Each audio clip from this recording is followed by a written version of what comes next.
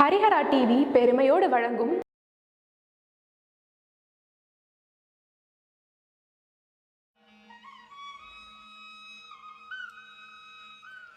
नमोऽस्तु सूर्याय सहस्ररश्मये सहस्रशाखान्वितसम्भवात्मने सहस्रयोगोद्भवभावभागिने सहस्रसङ्ख्यायुगधारिणे नमः। यन्मण्डलं दीप्तिकरं विशालं रत्नप्रभं तीव्रमनादिरूपं दारिद्र्यदुःखक्षयकारणं च पुनातु मां तत्सवितुर्वरेण्यं। यन्मण्डलं देवगणैः सुपूजितं विप्रेस्तुतं भावनमुक्तिकोविदं तं देवदेवं प्रणमामि सूर्यं पुनातु मां तत्सवितुर्वरेण्यं। यन्मण्डलं ज्ञानघनं त्वगम्यं त्रैलोक्यपूज्यं त्रिगुणात्मरूपं समस्ततेजोमयदिव्यरूपं पुनातु मां तत्सवितुर्वरेण्यं। यन्मण्डलं गूढमतिप्रबोधं धर्मस्य वृद्धिं कुरुते जनानां यत्सर्वपापक्षयकारणं च पुनातु मां तत्सवितुर्वरेण्यं। यन्मण्डलं व्याधिविनाशदक्षं यदृत्यजुस्सामसु सम्प्रगीतं प्रकाशितं येन च भूर्भुवः स्वः पुनातु मां तत्सवितुर्वरेण्यं।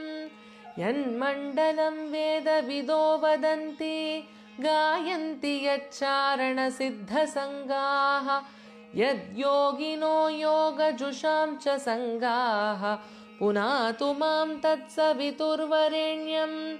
यन्मण्डलं सर्वजनैश्च पूजितं ज्योतिश्च कुर्यादिह मर्त्यलोके यत्कालकालाद्यमनादिरूपं पुनातु मां तत्सवितुर्वरेण्यं।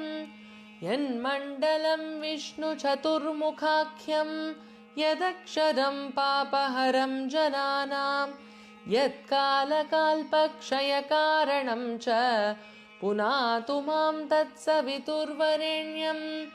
यन्मण्डलं विश्वसृजं प्रसिद्धमुत्पत्तिरक्षाप्रलयप्रगल्भं यस्मिन् जगत्संहरतेऽखिलं च पुनातु मां तत्सवितुर्वरेण्यं।